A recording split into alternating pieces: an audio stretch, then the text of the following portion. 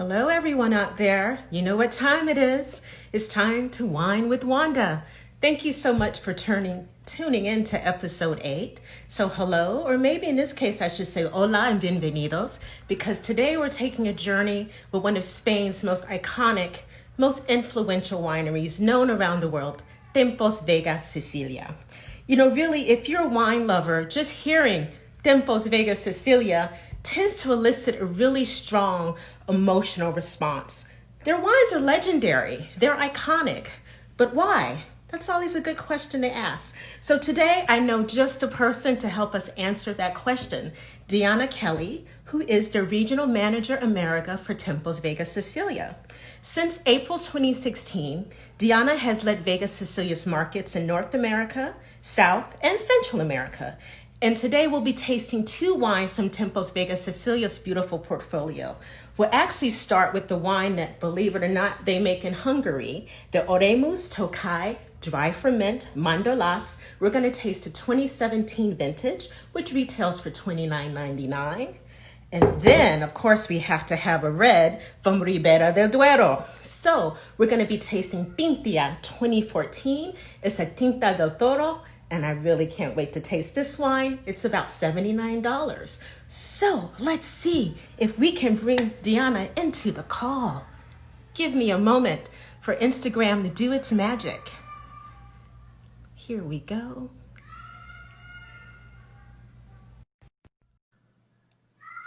You know, this is always the moment with technology where you pray that it works. So far, so good, Instagram. Don't let me down for episode 8. We're just waiting for Diana to join a call, but I see we have a lot of... Hello! Hi, Wanda. Hi, ¿cómo estás? Bien, gracias. Gracias. How are you? ¿Y tú? Muy bien, gracias. Muchas gracias por estar aquí conmigo. No, gracias a ti por la invitación. Well, did I say, do you prefer Diana or Diana? I wasn't sure for your name pronunciation. So my name is, it's in Spanish, so it's Diana, but I'm very used to having it say that Diana is fine. Okay, wonderful. So it's not really a problem. Okay, great. So I understand that you're based in Mexico City. I am, yes. I am based in Mexico City, and I cover all the Americas from Mexico City, which is geographically well situated, I guess. That's wonderful. You know, I hear Mexico City has quite the vibrant gastronomic and wine culture, so one day we'll have to talk about that. Of course, yes. If you haven't come, you should. I've never been. So, you know, your title, Regional Manager America, and as you said, you cover a lot of territory for Tempos Vega Sicilia. So I don't think it's an exaggeration to say it's a really important job, and your credentials are more than up for the task. I just want people to know you have a bachelor's degree in food science and engineering, and a master's of science in viticulture, enology, and terroir management. Wow. Oh, well, thank you. Yes. So what sparked your passion for wine? How did you end up on this journey? Well, like you said, I did my bachelor's in food engineering, and I had the opportunity to study abroad, and I chose France. At the time, it was really because of the language. So I wanted to learn French, and I thought, well, you know, I was in university, so a year abroad in France sounded like very exciting. And when I was in France, that's when I actually fell in love with wine. I had the opportunity to study at an agricultural school in France. So I actually started studying viticulture while I was in the study abroad program. And then I spent, after the year, I spent some time with a family in Bordeaux that had a small vineyard. I stayed there the summer, part of the harvest, and I just completely fell in love with the industry.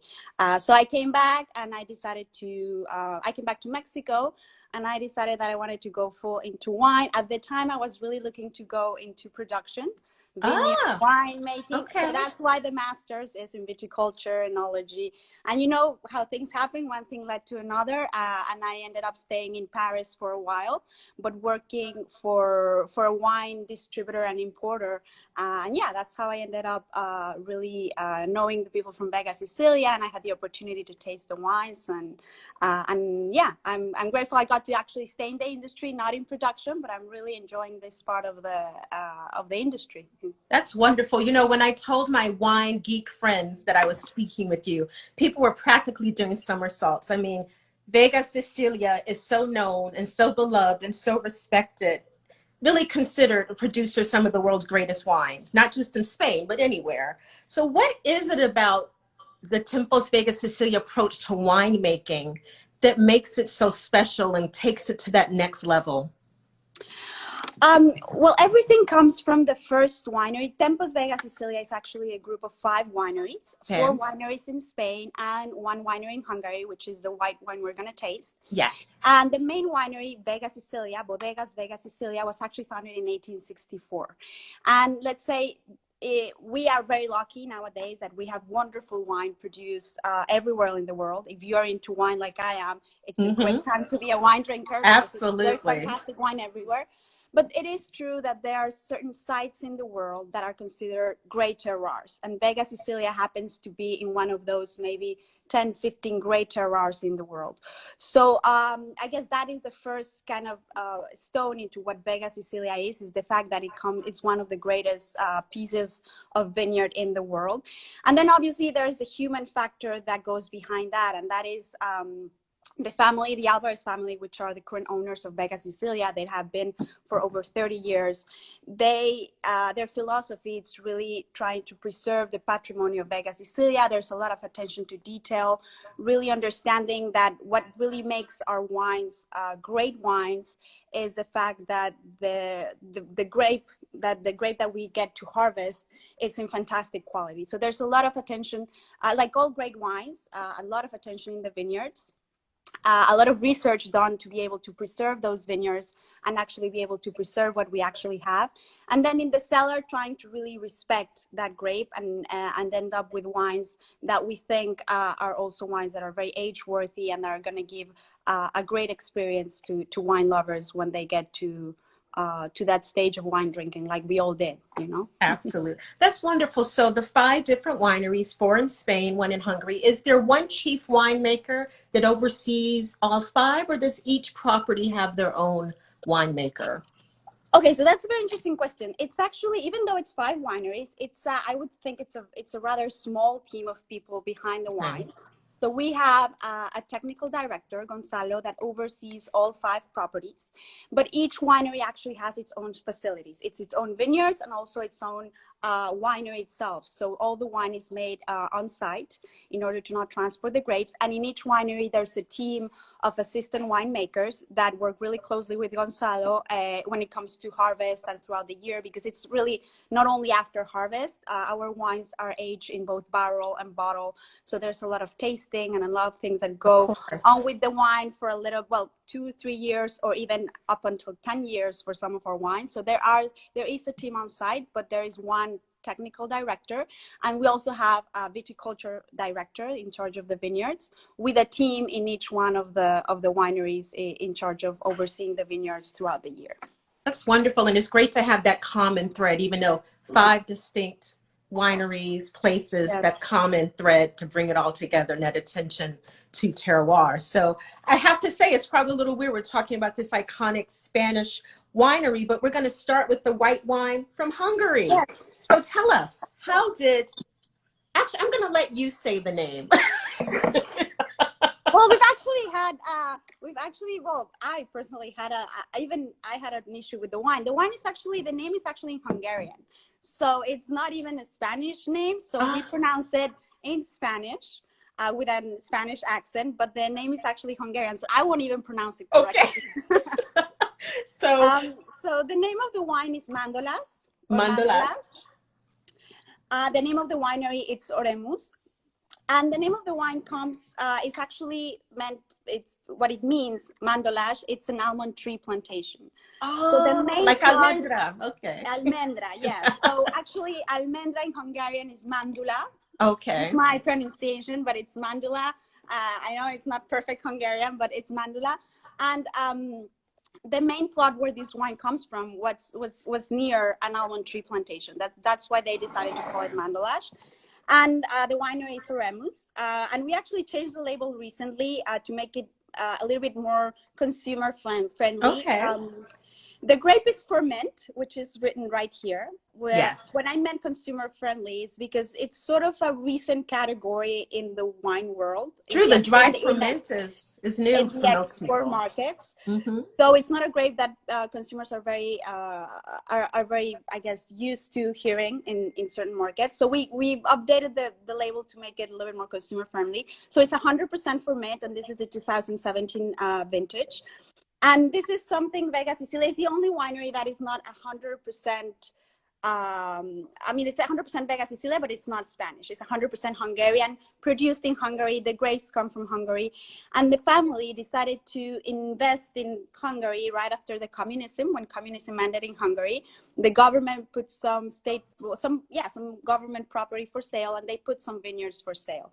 And this wine comes from a region that I'm sure you're very well known, aware of, which is Tokai. Tokai, yes. Which is one of the greatest wine regions in the world. So absolutely. Obviously the fact that that the vineyards were for sale, the family said, well, you know, it's like having nowadays some of the greatest terroirs in the world for sale at price points that are actually interesting to purchase. So they decided to purchase it, not really knowing much about Tokai or Hungarian wines in terms of production.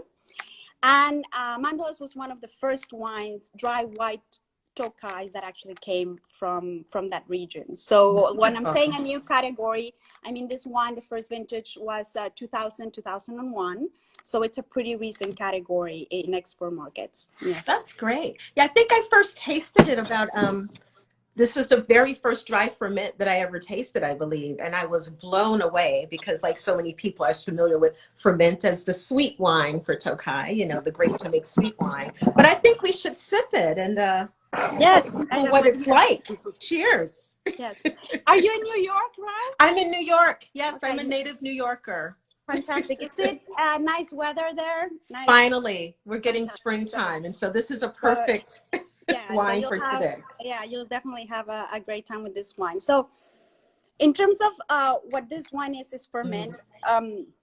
Ferment is a grape that has two very interesting characteristics. The first one is that it comes from soils similar to what you find in the Loire Valley, northern France. So it's very high in minerality, and naturally it's a grape that's very high in acid and very fresh. So you're going to find in ferment a wine that's going to be mineral, it's going to be fresh, it's going to be crisp. And in terms of, I guess, nose profile in the nose, it's also the grape that's used for the dessert wine. So it's a grape that's also very aromatic.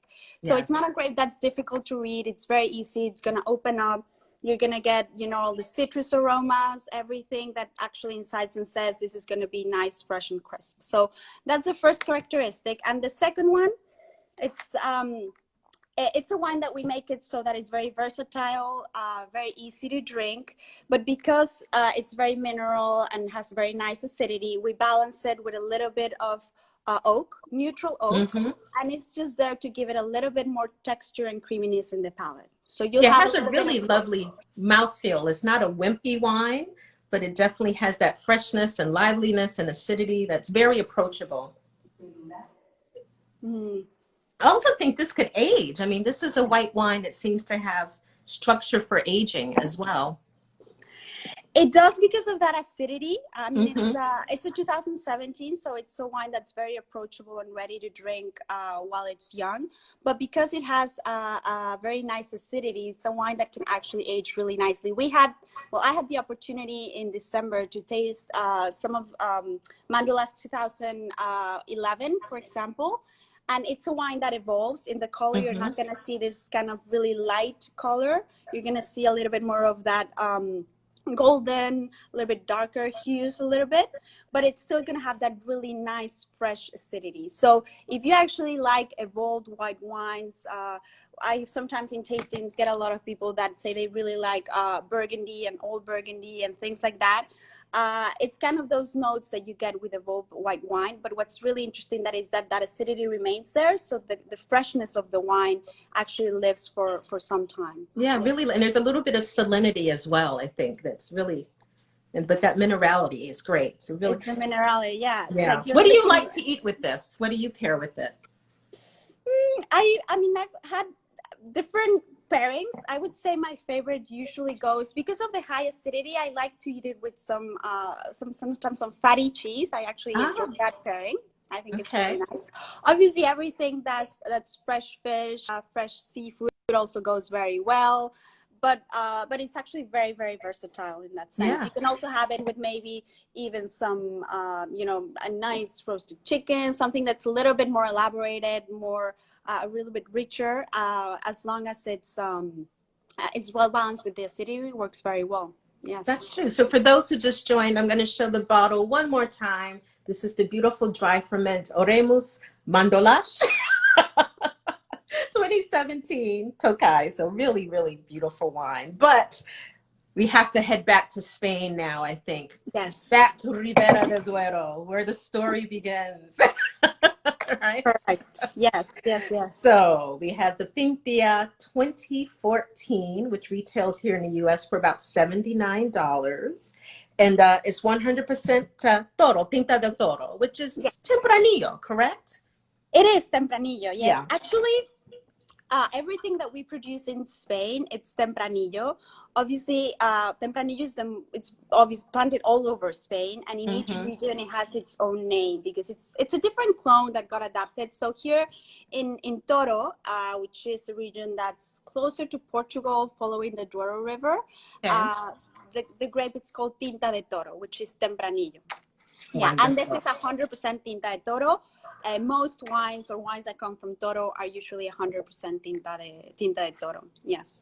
And this is a fairly new winery this is one of the wineries that came later in the group, correct? It's still pretty young? Yes. So it's the first vintage was 2001. We had, Vega, Sicilia, like I said, 1864. Then we had a Leon in the early 90s, and then comes Pintia in 2001. And Pintia is actually, I think it's one of my favorite wines from the portfolio, because Toro is a region sometimes consumers get a little bit scared because it tends to give really big wines. Yeah. But it's a region that, even though it's challenging, it's a beautiful and it can produce really interesting wines. Pinta 2014, I mean, you can see the color. Yeah. I mean, we have in this region, we have never an issue getting this color. It's something you get really easily. If you actually see a picture of the region Toro, it's like a plateau. It's actually the vines are really spread apart. It's really extreme in weather conditions. So you get grapes that are very concentrated. You get to the level of sugar in the grapes really easily. So this color is very natural in this region. It's a region that's going to give you wines that are very expressive. You don't need to extract much. They're going to show a lot of flavor, a lot of aromas really quickly. And we work really hard in keeping a nice acidity in the wine. So we work really hard in the vineyards, picking harvest dates so that our grapes are fresh, they're mature, no green tannins. You're going to get that chewiness in the palate, you're going to get the tannins, the structure, but a really nice acidity that's going to sort of clean your palate, and it's going to balance all the power that you can naturally get from Toro, from the Toro. And the age of the vines, approximately, are these older vines? Our average age in the vineyard, it's about 45-year-old vines. Oh, okay. In general. So it's average age. So we have younger vines, older vines. We don't actually use the grapes until the vine is over 10 years old. But we think a nice balance between older vines and younger vines. Also, it's interesting for the wine itself. This is actually age 12 months. About 70% new French oak and 30% American oak. Oh, great, great. Yeah, I've had this bottle now in my possession for a few weeks, and I've been counting down. I was like, I couldn't wait to meet you and couldn't wait to try this for the first time. So I'm very excited. I'm sure we'll get to meet each other soon, and then we'll get to taste this together. Yes. Wonderful. Is this the first time did you taste this then? Yes, never had Pintia before. So the nose is very captivating. It's kind of sultry and dark fruit, a little earthy. Yeah, really, really. It's saying, drink me. It is, yeah. I think from our portfolio, Pintia is the wine that's the most expressive. Like you say, it kind of invites you. It's a wine that stands really well with everything that's that's cooked, that's rich. Obviously, steak, meat, everything that's big can stand really well with that.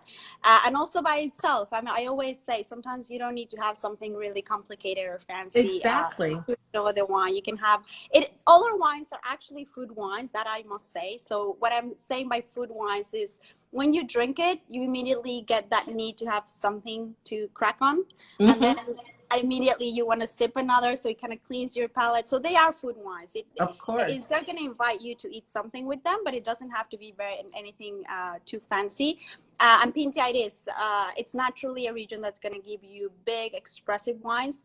But I can tell you that Pintia is an extremely elegant version of Toro, and it's also wine that can age very well. If you're looking to put it on your cellar for a few years, it's going to lose that kind of young rusticity that Toro wines have when they're younger, and it's going to gain a lot in elegance. The tannins are there, the fruits there, the acids there, so you could easily put it for a few years in your cellar, and it's going to show fantastically.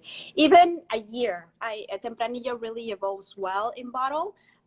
So even if you don't have to put it in your cellar for 20 years, right? Exactly. You even put it 1 year and you open it, you'll see a difference. So yeah, this is very approachable. The power and the structure is there, but there's a lushness, some kind of a velvetiness to it that makes it very not intimidating, not overwhelming, but I can see where the ageability is there as well. What would you have with something like this?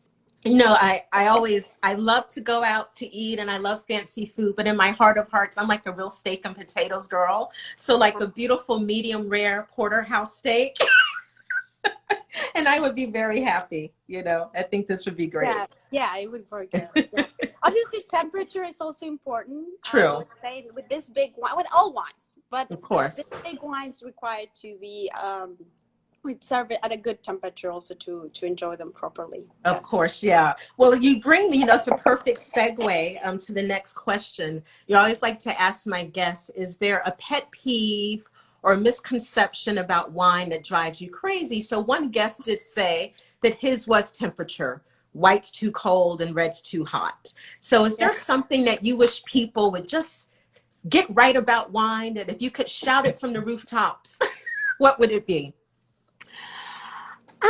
I think there are a few, but I think I think it would be the misconception about sweet wines. It's a good one.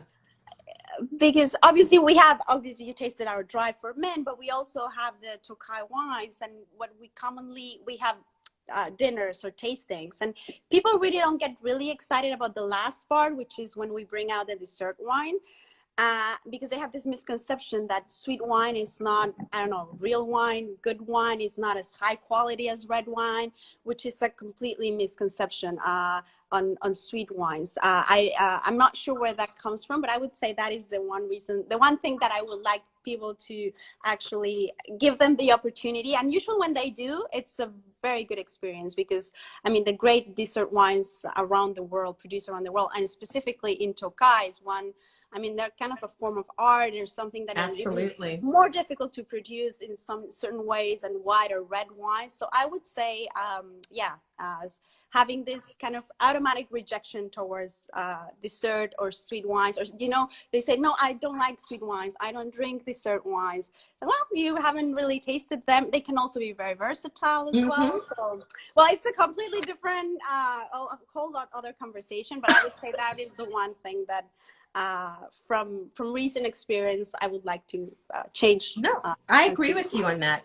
Also, I think what's great, as you clarified, Temples Vega Sicilia is the umbrella for the 5 wineries. And within that, you have wines that are very accessible. As we mentioned, this is $29.99. So that's a very approachable price for a consumer. This is a bit more expensive at $79, but still worth it, I think, because it is exceptionally made.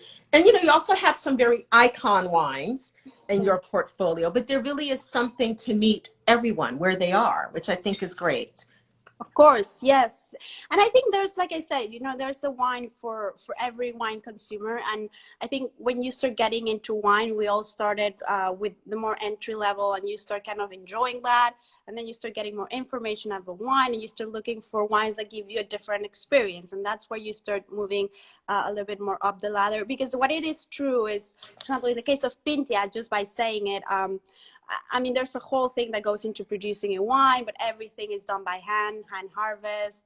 Obviously, it's a wine that's aged 4 years before being Mm-hmm. released to the market. It's not the 2014 is actually the vintage that is currently available in the US. So there's a whole lot of things that go into producing our wine. Our iconic, let's say, flagship wine, it's a wine that's aged at least 10 years before being released to the market. So obviously, if you start putting all those factors into consideration, there is a price point. But I think consumers eventually start finding what they like, and they also start moving a little bit up the ladder as they are in need of different experiences around wine.